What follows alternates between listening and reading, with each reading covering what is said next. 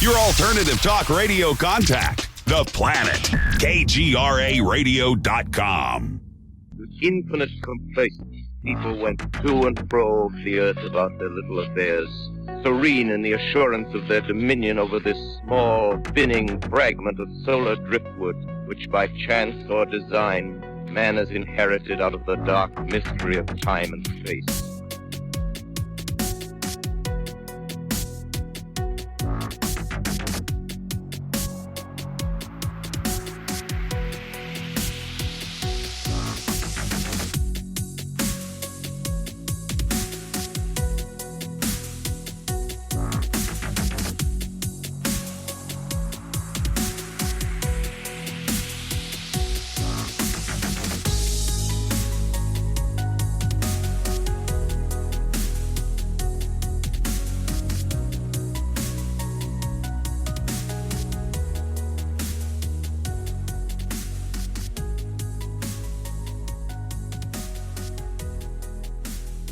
So on this edition of Into the Fray, I have on with me Pete Haviland, and he has been on with me for Midnight in the Desert, but this is his first visit, finally, for Into the Fray.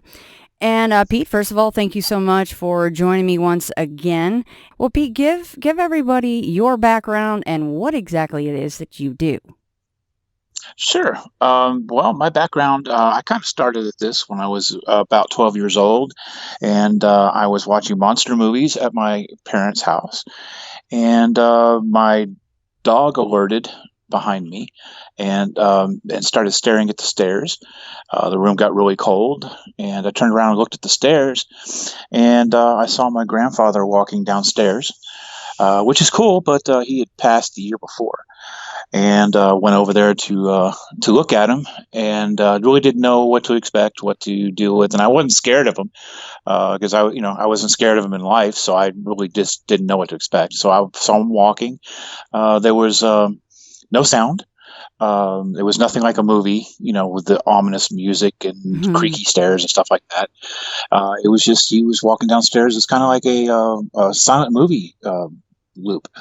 Walked down and made a left and went into the closet, and which is really odd because I just never seen that before, even to this day. But I opened the door.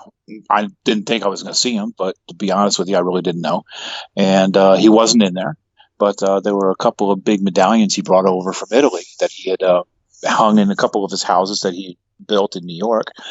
And it was at that point that I kind of had the idea that he walked towards what he knew or what his possessions were. Really didn't understand anything about energies or anything like that at that age.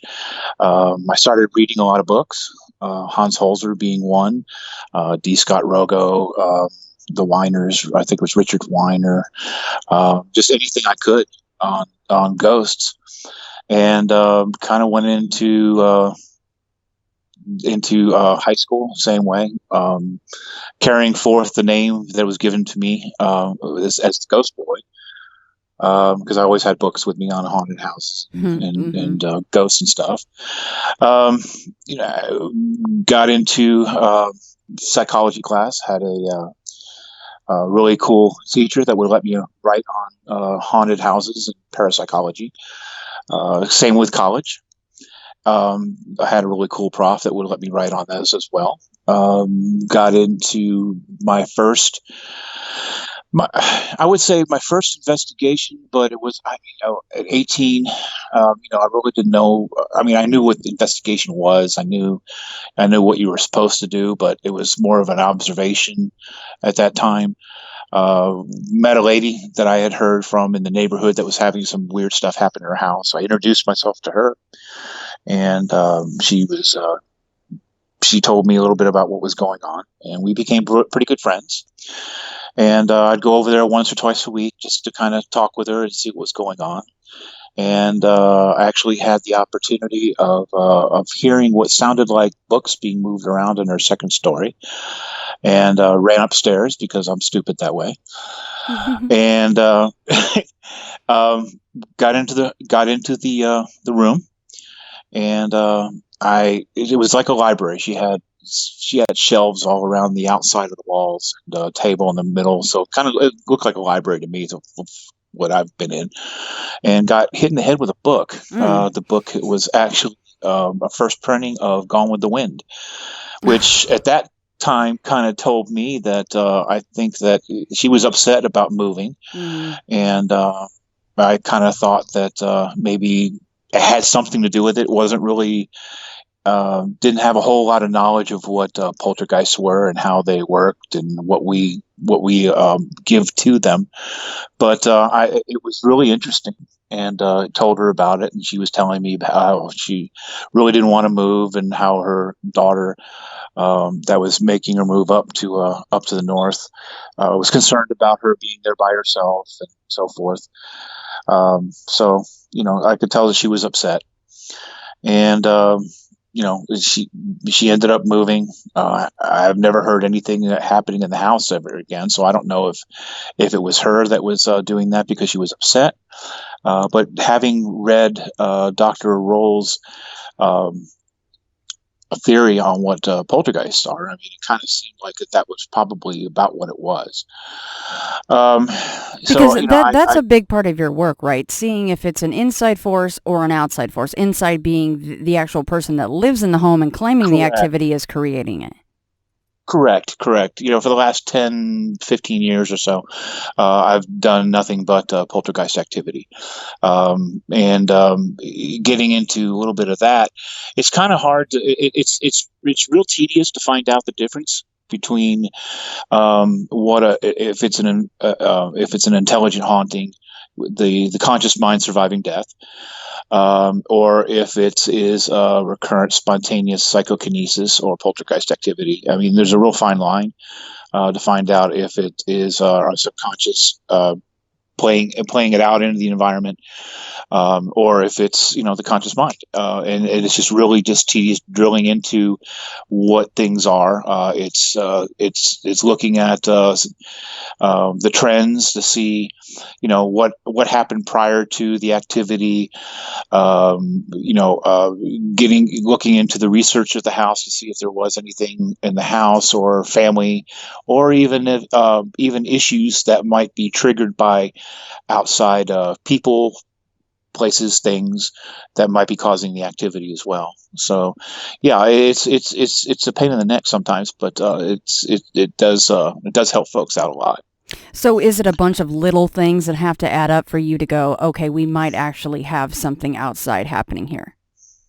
Sometimes, if there's some stressors with the person, they can add up to being something a little bit bigger.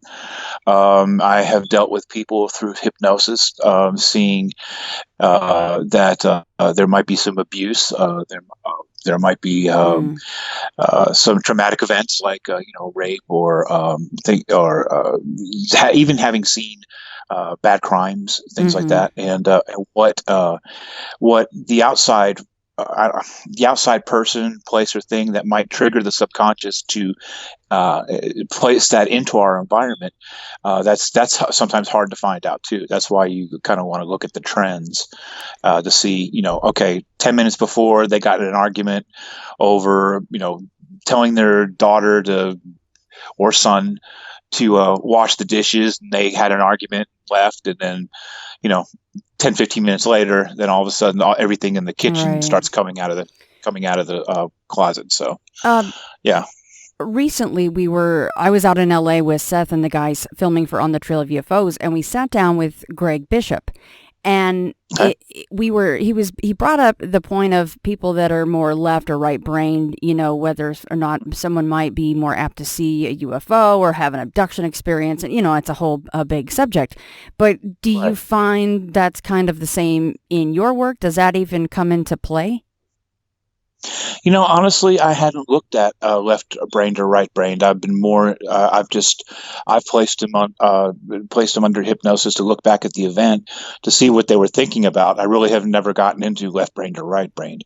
Maybe that might be something that I might excuse me. I might want to look into or test for it. I'm sure that there's some testings that I could do. But I just looked at what the event was. Mm-hmm. Now, interesting enough is that if I bring them back to the event, and if they tell me under hypnosis, pretty much exactly what the event was and what they saw, that tells me that there was an event. I've brought people back to the event time and place, and have had people watching TV when the event should have taken place. Now, that can be either one of two things. Either they're blocking it out because it's traumatic, or B, it never happened. Right. And if so, I can, at that point, what I try to do is I try to remove the blockages to see if they can recall. If they can't recall, then it could possibly be that for some reason that they might be making it up.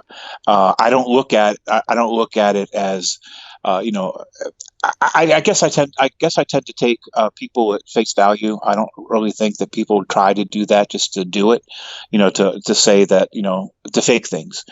I think that there's reasons for it. So I don't look at folks that, oh, you lied to me. I don't look at it like that at all. So, okay, why did you tell me that? Is it an attention thing? Right. Is it is it a medicinal thing? Is it, whatever it is, then I will look at that. And then if it's an attention thing, maybe we need to have some sessions on self-worth or self-love, stuff like that, and see if we can remove that to see if they can move on. Does that make sense?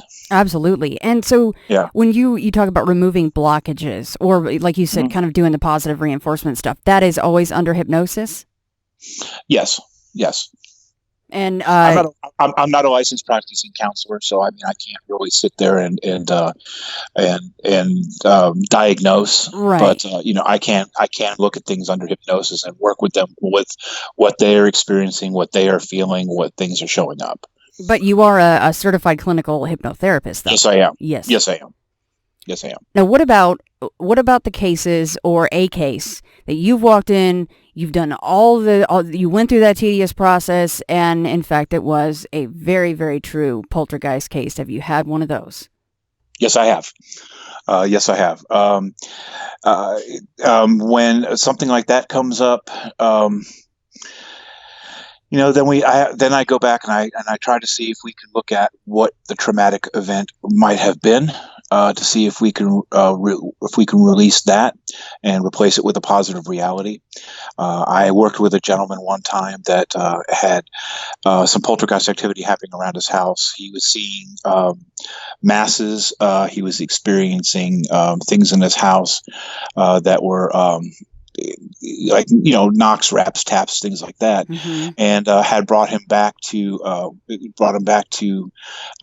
when things, the event that he had, and it looked like that he had been molested at an early age at a Christian camp. So when I worked with him on that, I had to bring up his self-worth. I had to make him, I had to let him know that it was not his fault, because as he was manifesting, had something to do with authority figures, and why I say that is because when I was working with that case, I was moving my team members around to try to get everything covered, and I got bitten on my back. And looking at the bite, it looked like it was a child's bite. Now, I don't know if it was him manifesting himself, trying to protect himself from what happened. I don't know the reason why it was there. I just know it happened. And incidentally, when that did happen to me, it was pretty interesting, actually. My back got really, really cold, and it felt like a really big bee sting. And then I told one of my members, I think I got bit or something happened. Can you take a look at it? And he raised up my back shirt, and it was a child's bite. So. And that whole time he was.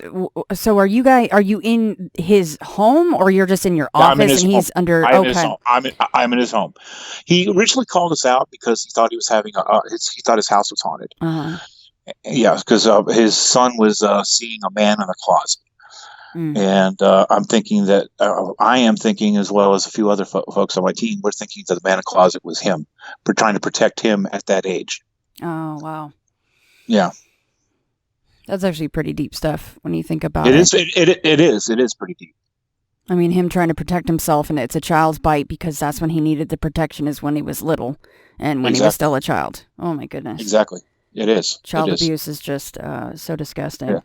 It is. It is. So that particular case. So once you're bitten on the back, now you're kind of going, okay, well, there's definitely something going on here, but it still might be internal. So what's the next step there, and what had gone on specifically in that case from that point on? Well, that's when he wouldn't really get into it because he just wouldn't release the blockage. So what I did with him is that I tried to kind of go around it. That every time he felt like this, to think in positive ways to protect himself. It's not your fault. What had happened to you is in the past. You are an adult now. You are loved. You have family. You have a wife that cares about you. I just try to throw as much positiveness around it because he would not release the block. So I try to kind of pat it. So it might not, so it wouldn't bother him as much. And that was 10, 15 years ago. And he tells me that he very rarely has any issues with that now. So I don't know if he just came to the reality of things through, thinking about it, that maybe he absolved it himself, or maybe I had something to do with it. I like to kind of think it was kind of both, but it's really kind of hard what you're going to allow yourself to do versus what gets done. Now, what about at the time? Do you show him the bite that had occurred and try to explain it to him, or do you try to shield that? I tried to. Yeah. I tried to, but he was in denial. Mm. And at that point in time, you really can't just argue with them. Say, well, yeah, you did. No, you didn't. Right. Yeah, I did. So it's just like, well, this just happened. And what I tried to do is I tried to explain to him, okay, when I was moving my team around and I was showing leadership, then I had gotten bitten, and which kind of correlates to the leader that had abused you, and you were striking back at leadership.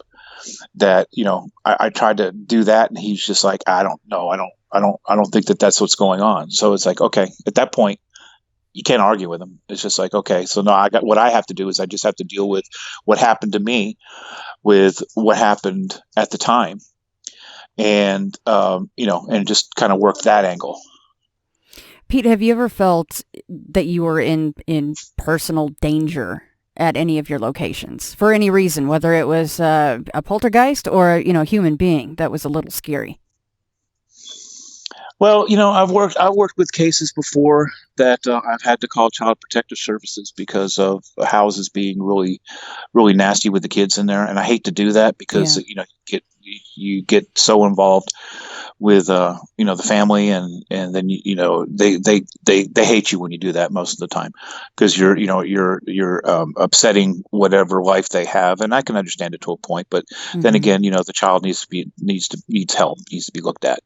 And actually, what I do is I don't call CPS, I call the police, and they call CPS. They come out and they assess it, and then they call CPS in. Now I worked a case one time that a lady was having some stuff happening in her house, and she wanted us to come out and bless it, and I was working with a priest at the time, and so the priest came in, and he was going to prepare the Eucharist for her to take the body of Christ, and he was in full vestment. And as he was calling in the litany of the saints, he was calling in all the saints to protect and prepare for the ritual of the Eucharist. I'm standing there, and he's in full vestment, and I'm just kind of monitoring around him because that's what I do. And as I look on the wall, and the temperature is like 73, 75 degrees. It's good temperature in the house. And as I'm doing that, it's starting to get real hot in the house, but the temperature's still showing 73. So I'm kind of looking around the house. And I'm using my temp gauge, and it's starting to climb up to almost 90 degrees in the house as Father's preparing the Eucharist. So once he prepared the Eucharist, we walked the house, and he was sprinkling holy water and saying the house prayer, and it was getting really uncomfortable in the home. It was still around 90 degrees, and we got to this one door, and the door wouldn't open. And the lady in the house said that the door was open. She had just been there before we gotten there, and Father tried to open it and couldn't open it. I tried it, couldn't open it. And she tried, couldn't open it. And then Father had sprinkled some holy water on it and tried it again, and the door opened, which, I can't explain. Wow. I mean, that could be anything, but right. I mean, I can't explain it at the time. And he goes in and he blesses the room, and I see an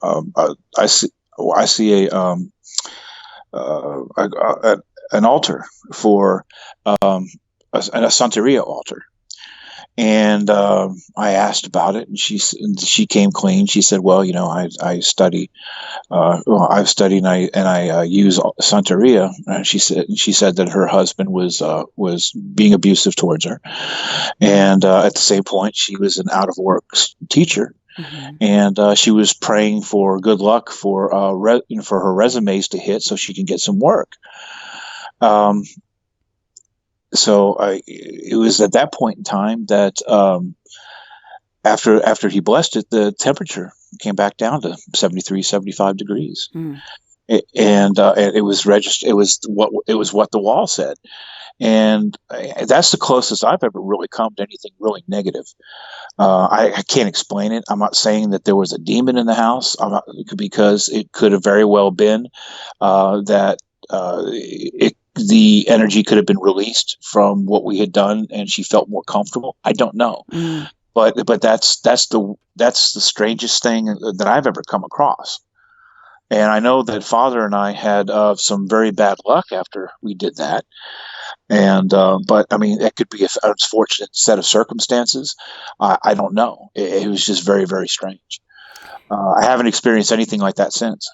I always like that about you, Pete, is because you're okay saying it could have been either or. I'm not saying a demon caused everything that went on there in the Santeria house, and then Father and I had the string of bad luck because of a demon or something. I always like that about you. So do you personally always, no matter what the case, even if the hunch is it's an inside force inside the person, do you say any prayers or protective words before you go into a home? I do that anywhere I go anyway. So I don't naturally assume that I'm dealing with a preternatural force anytime I go in. I protect myself anyway. I'm kind of I'm a religious person myself. I just don't really talk about it. So I always thought, I always feel that prayer is always a good thing anyway. So so it doesn't really matter whatever work I'm doing. I'm always protecting myself anyway. And how often do you work with a representative of a church, whatever church it might need to be? Very rarely, to be honest with you. Now, I work with Father Ashcraft, Father Jack Ashcraft. Father Jack Ashcraft. He's an exorcist. Now, he's given me cases before that might be in my that might have been in my area, or if he wants me to assess people over the phone before he works with them. So, and he just says, look, just, go in and, just do what you do. So what I do is I use parapsychology principles, and I go and look to see what we're dealing with. And I have yet to turn over a case to him. So that's not to say that, preternatural forces don't exist. I'm just saying I have never come across one that has been anything that I've had to turn over to Father. I know that sometimes things like that do happen. I unfortunately, I'm not a real big demon guy. I've just seen way too much stuff that we do to ourselves, but that I don't take that out of the mix. It's not something that I go in to try to prove. And that's another thing, though, too, is that some of the concerns I have about some about people going into houses now. They go in to try to prove a haunting. I don't go in to try to prove a haunting. I try to see what's going on. It's kind of the same thing, but it's a mindset to me. Is that you want to see what's happening. You want to see, you don't want to go in saying, oh, okay, you tell me it's haunted. Well, it's important to know what from the person what their experiences are, so I know what I'm looking for. But if they say, well, I saw this, okay, why did you see this? What's causing you to see this?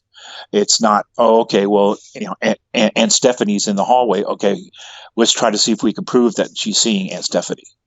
Like I say, it's a mindset to me. It's probably just how you look at things, I guess. So as of yet, Pete, you don't feel that you've come across a case that had an actual demon attached to it? I haven't yet. No, I haven't yet. No. Would but there I be... mean, that's not to say that maybe other folks have. Right. Number one, I'm not there. I'm not boots on ground. So, I don't know. I can look at what they report. I can look at the evidence of what they claim. But a lot of the evidence they claim can also be poltergeist activity or misdiagnosed. Not diagnosed is not the word. Misassessed is the word I'm looking for. Yeah. Go ahead. No, go ahead, Pete. Finish your thought. I'm sorry. Well, no, it's okay. I also noticed too when people post stuff, they're asking for people's opinions. But if the minute that you have a different opinion or different thought, I have seen a lot of fights start because they are so adamant. Okay, well, I did do this and I did do that. Well, if you're posting it, you're looking for people to say, well, it could be this, it could be that, and folks don't like that. So why post it if you don't want to hear other people's opinions? Give it in a positive way. Now, I've seen people go there and troll people for start fights. I'm not talking about that. I'm talking about the legitimate people that say, well, I had a case that I worked in and it ended up being this or that. It's a low resolution shot and it could be pareidolia. I don't personally see what you're putting there, right?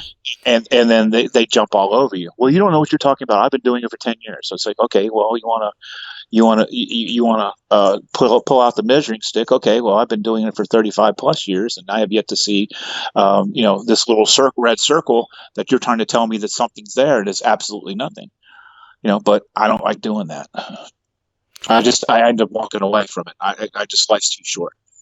And maybe you just answered it by saying that, because a case like this would not be something to take lightly at all. But this is the dark side of me coming out to where I might be kind of interested in something like this. Is there any interest in you being part of a case that ended up having something very dark and demonic attached to it, like a true demonic entity there?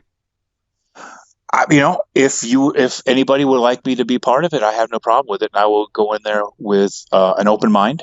And that's another thing too, is being skeptic. Being skeptical doesn't mean that you have a closed mind when you go into it. If you're going to be skeptical and a closed mind, don't even show up because you're not doing anything. So I try to be. I'm skeptical with everything, but I have an open mind. I let the evidence draw the conclusion. If it ends up being nothing, and I wanted it to be something, oh well.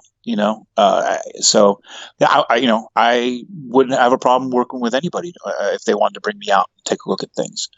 And it's communication. And trying to work with folks. Have you ever brought anything home from an investigation? Yeah, one time. I was working at a place called the Ale House out here in Houston, and I had the little girl out there that was being seen a lot. Ended up showing up at my house one time. It's called a hitchhiking ghost. They kind of attach to your energy, and they'll walk around for a few days, but then they end up cycling out because of the energy from where they come from. From where they're drawing from, will usually cycle out. So they usually just fade back out. But it was nothing. It was nothing intimidating. occasionally you'd see a face pop around a corner or something like that, freak out the dogs. But then again, I'm kind of used to it a little bit. So I'm not really scared of a whole lot of things. I get surprised, Mm-hmm. but I'm not like freaking out saying, start to call in all the angels and Christ and God to come into the house and blow it out.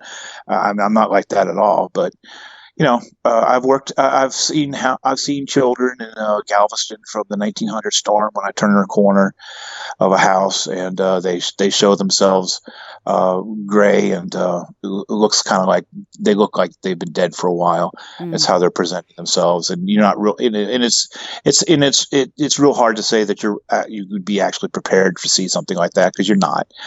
And you look at it and you're like, wow, well, but it's not fear; it's just surprise. So that young lady, the little girl from the alehouse that followed you home, she was there for a few days, and so then you would see her, but then when it was very interesting, you called it cycling out. Would she then, every time you saw her, she's a little bit more faded, or is that just a movie idea? Since she's cycling out. Yes, I think it's more of a movie idea. What I've seen when I've dealt with spirit cycling out, it's more like a fading. It's not like. Sometimes they can appear solid depending on the energy they bring with them. Sometimes they can be just that you could see through them. Sometimes it's shadow. A lot of people call them shadow people, but it's a manifestation. To me, is a manifestation. It just really depends on how much energy they have to show you what they want to show you. If they don't have a whole lot, like I said, you could be dealing with what people call shadow people. With shadow people, it could be sounds. It could be, whatever sound they want to be, laughter, voice, something. It's all just different shades of energy, and it just kind of fades out. Now, what about shadow people, Pete? So is a shadow person sometimes, like you said, just a person that's passed on and that's how they manifest? Or in fact, at some points, is it not a person and never was? Again, I think that's kind of I think that's more of a theory. Mm-hmm. It's real.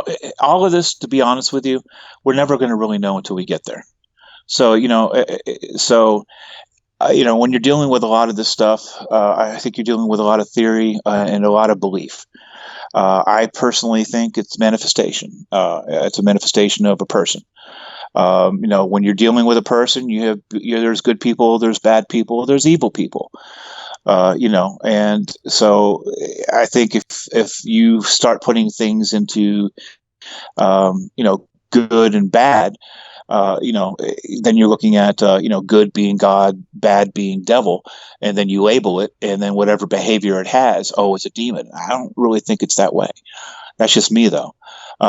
So, if you're dealing with a shadow person and they're doing bad behavior, why couldn't that be just a bad person having bad behavior? Right. I mean, that's what we are here. And when you're dealing with manifestations of people, you're dealing with people. So you got to look at their behaviors. And even if you know who it is, learn the person that you're dealing with. If it's at all possible to even tag it down to knowing that it's that person, and study that person, see what they were like. See, did they have a bad side? I just think there's just too much labeling in a lot of this, in a lot of the study. And I think it really hinders it, to be honest with you. Now, this hitchhiking ghost, the little girl from the alehouse, then in fact, did you know her name? Did you know the history of her? And then were you kind of saying, hey, so-and-so, I see you, but you got to go. This isn't where you're supposed to be. It's really strange because she told me her name, and I could tell you what her name is. It was Angela Ann Crawford, and I remember that name to this day from the first time that I ever dealt with her over at Ale House. It sticks with me. Trying to look for anything that had happened to her, I can't find anything. That's not to say that something didn't happen. It's not to say that she wasn't there. But as you know how things are with the way that history is, and the way that all the information you can look back on houses and businesses and things like that. There tends to be a lot of missing files and fires, and there's a lot of fires out here around here in the Houston area and all the places they annexed, because it's when you're moving cities and townships and stuff like that, it's a really good opportunity to cover tracks. I mean, let's be honest.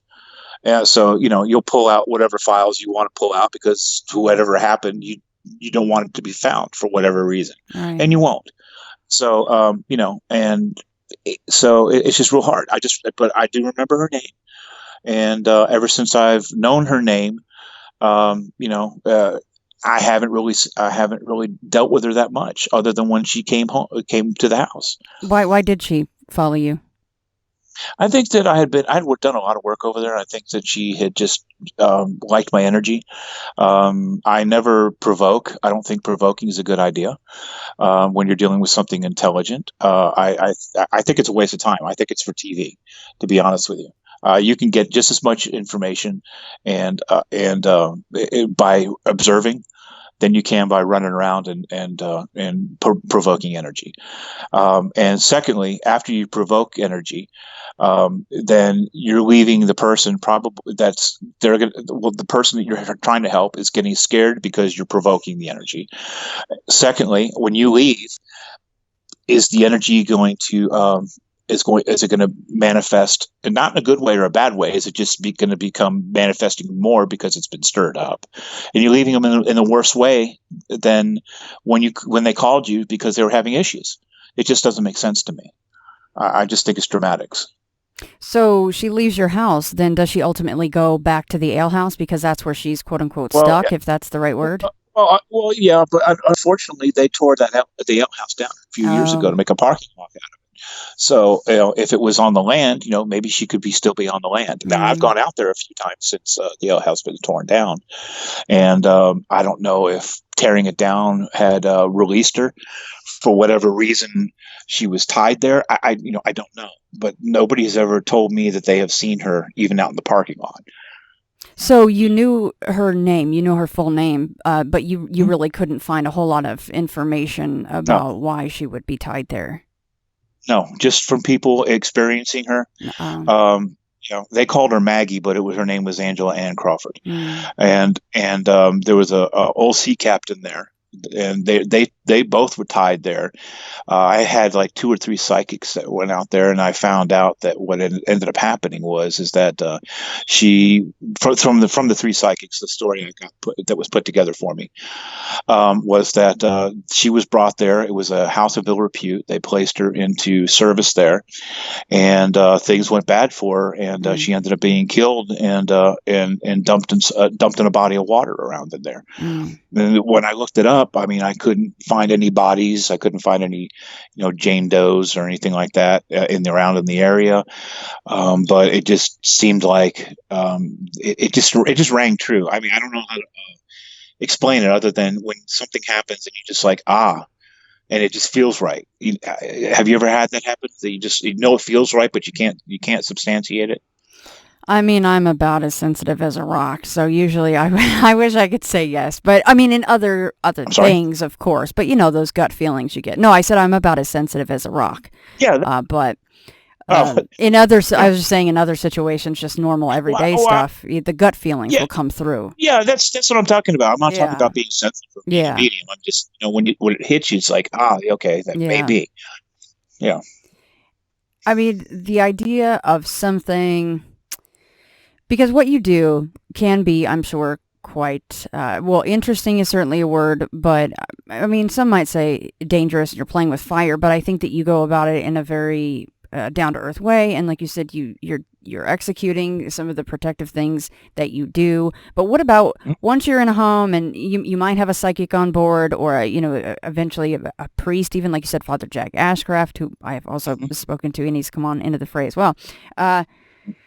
What about tactics? Now, I know we know you don't provoke, but what about research equipment or tactics that you might employ when you're in a home? Well, I mean, what I do, there's no tools that will find a ghost. What we do is we measure we measure the event by environmental equipment. So whatever's happening, you're looking at what's going on around an event.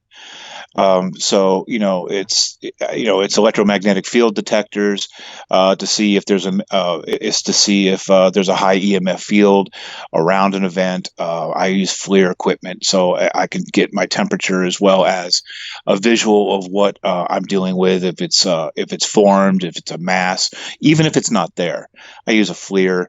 But instead of using the temp gauges now, because it's a one-stop shop. The FLIR I have takes pictures; it doesn't take video. I don't think I have I don't have the funds to buy a $12,000 FLIR. Yeah, they're great toys, but my God, are they expensive? Yeah. Oh yeah, they are.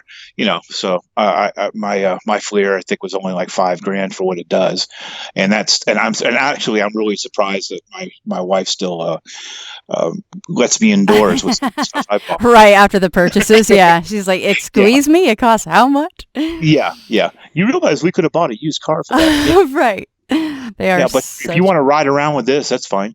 Yeah. Yeah, exactly. Go get a horse now because you bought the FLIR. Let's get a cart and a buggy here, or a horse and a buggy.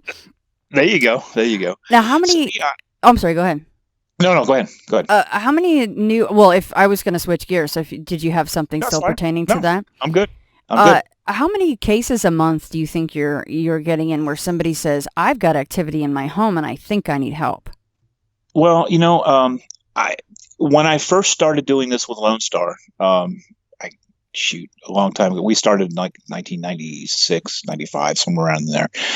I was scheduling everything. I'm to the point now that I filter very, very hard now. Mainly because, and I hate to sound like I'm being negative, but I'm not.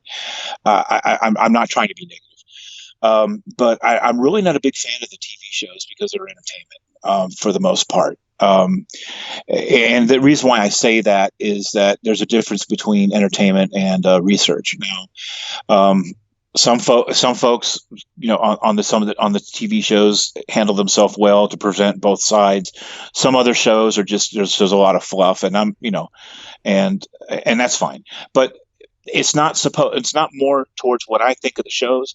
It's the folks that really don't understand the study that watch the shows. And then they think that, so and so went into this house and they thought that there was a demon, and I've got this in my house. It's got to be a demon. Mm-hmm. So one of the questions is, first is, do you watch the shows, and what are your thoughts on that? And then I'll go out and I'll look at it as a preliminary. So I won't call my team out until I see what we're dealing with. Sometimes when they call me, it can be handled by a telephone call, because they'll just tell me, well, I was in my attic and I heard rappings and tappings in the attic. It's like, okay, well, when's the last time you had somebody come out and look for critters? Oh, I never had that done. Okay. I say, well, okay, you might want to have somebody come out and take a look at it, give you an estimate, and give me a call back and see, if we're dealing with critters in the attic, and that might be part of the problem. And I'll work with them on that. I'm not trying to put them off. It's like, okay, let's I go down a list. Okay, let's see if it's all this, and if things check out, you're still having issues. I have no problem working with anybody, but let's just go through the list. Does that make sense? Absolutely. And I imagine that once these TV shows, and there's even more now than ever, but you've been in this a long time, I would imagine as the popularity has gained and there's more and more shows and podcasts, that you've gotten even busier. For the most part, I have. For the most part, I have. I mean, I get a lot of emails asking me for my thoughts and sending me pictures, and Puppy's upset. He's like, "Hey, Dad."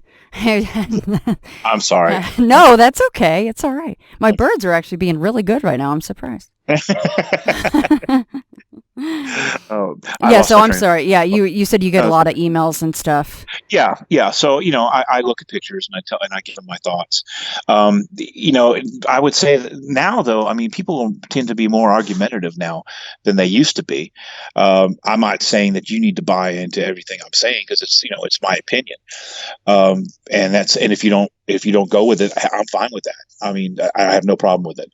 But like we just discussed a little earlier about looking at photographs, and I'm telling them it's a low resolution shot. And I think it could possibly be pareidolia because when you blow up a low resolution shot, you get pixelation. Pixelation, can be anything. And you try to explain them to that. It's like, oh no, I felt it. Okay, well, let's talk about that. What did you feel when you took this shot? Well, I was scared. Okay, well, that's not really telling me anything. That's a reaction to what you think you saw. But when you were there taking the picture, Right. what were you thinking? Well, I wasn't really thinking anything, but when I looked at the picture, it made me scared. Okay, well, and I'll tell them, okay, well, could it be possible that you're scaring yourself because you think you're seeing something? And when you took the shot, there wasn't really a reaction at the time. Yeah, it's like then they'll either say, "Oh, okay, that makes sense," or "I don't know," or "I'm going to look for another opinion." Hey, that's fine. But but when they start arguing with you, you don't know what you're talking about. I'm telling I talked to 3 other people and they told me this, and who are you, and blah blah. It's like, look, you contacted me. I'm just giving you my thoughts. Right. If you don't want the answer, don't ask for that. Don't ask the question. And I'm not saying I'm the see all end all. I'm not. But why are you asking if you want to argue? Did you contact me just to argue? Well, it's tough to get, and you're on Facebook. You're active on Facebook. It's a little tough sometimes to be tagged in some of the photos, and whether it be Sasquatch or aliens or a ship or a ghost, peeking inside or outside of a window. It's really tough because a lot of that stuff can, in fact, and usually is pareidolia, and you already mentioned that word, and it happens a lot. Our brains they're trained to find and recognize faces, so it's tough. Well, and talking about recognized faces and things like that too. I mean, I would say probably back in the late '90s, early 2000s when they started making ghost apps. I know of one girl that keeps showing up from an app called Ghosts Don't Exist. She's a little girl. It looks like she's in a plaid dress. Her face she looks like she doesn't have any eyes. At one point in time, I had got 7 pictures of her being in 7 different places at the same time, and I tried to explain to them, well, it's an app. This is the app, and you send them the picture of the app, and then they would tell me, well, you're lying. You put that there. No, man, didn't. But I never really understood the concept of why people do that, other than trying to get attention or trying to get onto a show, or there's always a hidden agenda sometimes, and I just and people keep reposting shots like that are our apps, and when you tell them it's an app and it shows up someplace else, I never did understand that. I guess I'm dumb. I don't know. Yeah, it's something I bring up all the time, and I should probably just create a blog post with this picture in it because I bring it up so much. It's not a ghost photo. It's like a mothership photo that surfaces every year or so, and it's simply just the reflection of a lampshade, very clearly, in a window. But it looks like it's classic ID4, except less clouds and dramatic. But it looks like a mothership photo, and you're like, it's a lampshade, guys. So. I think it's really important to take a step back, like you said, and you got to put on the skeptical glasses at first, and then, like you said, if the evidence goes further, then you can start to mutter the words, demons and ghosts and aliens. Oh my! But, and who doesn't want that? I mean, it's so fun and it's exciting, and maybe Zach will call me to be on the show if my house is plagued, right?